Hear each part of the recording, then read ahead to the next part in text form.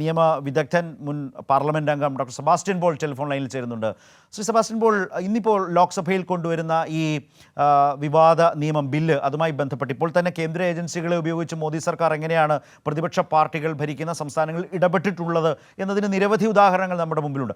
അങ്ങനെ കേന്ദ്ര ഏജൻസികളുടെ അന്വേഷണത്തിൻ്റെ ഭാഗമായി പിടിച്ച് ജയിലിൽ മുഖ്യമന്ത്രിമാർ വരെ കിടക്കേണ്ടി വന്നൊരു രാജ്യത്ത് 30 ദിവസം കഴിഞ്ഞ് 31-ാം ദിവസം സ്വാഭാവികമായി അങ്ങ് ഈ അധികാരം നഷ്ടപ്പെടും എന്ന നിലയിലേക്കൊരു നിയമം, അത് നിയമപരമാണോ ഭരണഘടനാപരമാണോ, അതിലൊരു രാഷ്ട്രീയ ധാർമ്മികതയുണ്ടോ?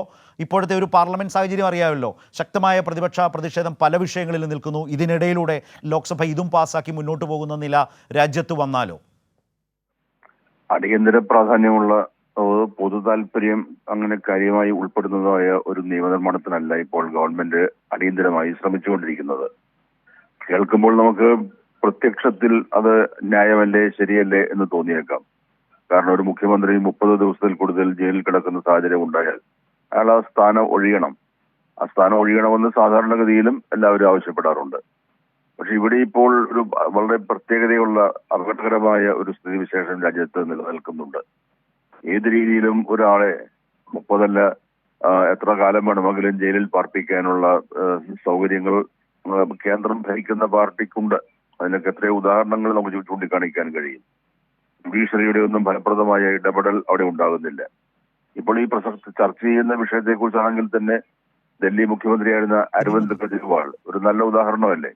അതുപോലെ സംസ്ഥാനങ്ങളിൽ എവിടെയൊക്കെയോ ഉണ്ടായിട്ടുണ്ട്, തമിഴ്നാട്ടിലും ജാർഖണ്ഡിലും ഒക്കെ ഉണ്ടായിട്ടുണ്ട്. അപ്പോൾ ഒരാളെ, ഒരു മുഖ്യമന്ത്രിയെ 30 ദിവസം ജയിലിൽ പാർപ്പിക്കുന്നതിന് കേന്ദ്രം വിചാരിച്ചാൽ, കേന്ദ്ര സർക്കാർ ആഭ്യന്തര വകുപ്പ് വിചാരിച്ചാൽ നിഷ്പ്രയാസം സാധിക്കുന്ന കാര്യമേ ഉള്ളൂ. അപ്പൊ നമ്മുടെ ഈ സംവിധാനത്തെ ആകെ, ഫെഡറൽ സിസ്റ്റത്തെ ആകെ അപകടത്തിലാക്കിക്കൊണ്ട്, അതിന്റെ സമതുലിതാവസ്ഥ നഷ്ടപ്പെടുത്തിക്കൊണ്ട്, പാർലമെന്ററി ജനാധിപത്യത്തിന്റെ അടിസ്ഥാന തത്വങ്ങൾ പോലും ലംഘിച്ചുകൊണ്ട് ഒരു കേന്ദ്രത്തിന് ഏകാധിപത്യപരമായി മുന്നോട്ട് പോകാൻ, ഈ ഫെഡറലിസത്തെയൊക്കെ തകർക്കുന്നതിന് എത്ര നിസ്സാരമായി അവർക്ക് സാധിക്കും. അങ്ങനെയുള്ള അവസ്ഥയുള്ളത് കൊണ്ടാണ് ആ ബില്ലിനെ എതിർക്കേണ്ടി വരുന്നത്. അതുകൊണ്ട് ആ ബില്ലിൽ അതിന്റെ ഉദ്ദേശശുദ്ധി നമുക്ക് സംശയമുണ്ട്.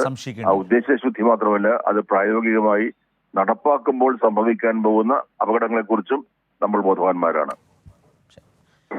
നന്ദി ശ്രീ സെബാസ്റ്റ്യൻ പോൾ. വളരെ ഗൗരവമായ പ്രശ്നങ്ങൾ, ആശങ്കകൾ, ഈ നിയമം കൊണ്ടുവരുന്നതിന് പിന്നിലെ രാഷ്ട്രീയമായ ലാക്ക്, അതേസമയം സതുദ്ദേശപരമല്ല എന്ന് ഇപ്പോഴത്തെ അതടക്കമുള്ള മുൻകാല അനുഭവങ്ങളെല്ലാം ചേർത്ത് രാജ്യത്തിന് നിസ്സംശയം പറയാൻ കഴിയും. ആ വിധത്തിലേക്ക് മോദി സർക്കാർ ഇപ്പോൾ ഏറ്റവും അധികം വിമർശിക്കപ്പെടുന്നത് ഈ സർക്കാർ അതിൻ്റെ ഏകാധിപത്യ നടപടികളുടെ പേരിലാണ്, ഫെഡറലിസം തകർക്കുന്നതിൻ്റെ പേരിലാണ്. അത് പലപ്പോഴും കോടതികളിൽ വലിയ തർക്ക വിഷയമായി, ചോദ്യചിഹ്നമായി നിൽക്കുന്ന, അല്ലെങ്കിൽ നിയമപരമായി അതിന് സംസ്ഥാന സർക്കാരുകൾ നീതി തേടി സുപ്രീം കോടതിയിലേക്ക് പോകുന്നൊരു കാലത്ത് വീണ്ടും അങ്ങനെ ഫെഡറലിസത്തെ തകർക്കുന്ന, അല്ലെങ്കിൽ രാഷ്ട്രീയ ദുഷ്ടലാക്കോടുകൂടി കേന്ദ്ര സർക്കാരിനും അതിൻ്റെ രാഷ്ട്രീയത്തിനും കേന്ദ്ര ഏജൻസികളെ ഉപയോഗിച്ച് മുന്നോട്ട് പോയി അധികാരങ്ങളിൽ നിന്ന്, അധികാരസ്ഥാനത്ത് നിന്ന് പ്രതിപക്ഷ പാർട്ടികളെയും അവരുടെ ആ സംസ്ഥാന ഭരണത്തെയും ഒക്കെ കളയാൻ കഴിയും വിധത്തിലേക്ക് നീങ്ങുന്നതിൻ്റെ ഒരു വലിയ ശ്രമം അതിൻ്റെ അടുത്തൊരു ഘട്ടത്തിലേക്ക് കടക്കുന്നു എന്ന ഗുരുതര വിമർശനമാണ് നിൽക്കുന്നത്. അതുകൊണ്ട് തന്നെ പ്രതിപക്ഷ പാർട്ടികൾ ഇനി ബില്ലിനെ ഏതൊക്കെ നിലകളിൽ, ഏതൊക്കെ തരത്തിൽ എതിർക്കും, ഏതൊക്കെ തരത്തിലാണ് പാർലമെൻറ്റിനകത്തും പുറത്തും ഈ ബില്ലിനെ എതിർക്കുക എന്നത് വളരെ പ്രധാനപ്പെട്ട കാര്യമാണ്. ഇന്ന് ഇന്ത്യ മുന്നണിയുടെ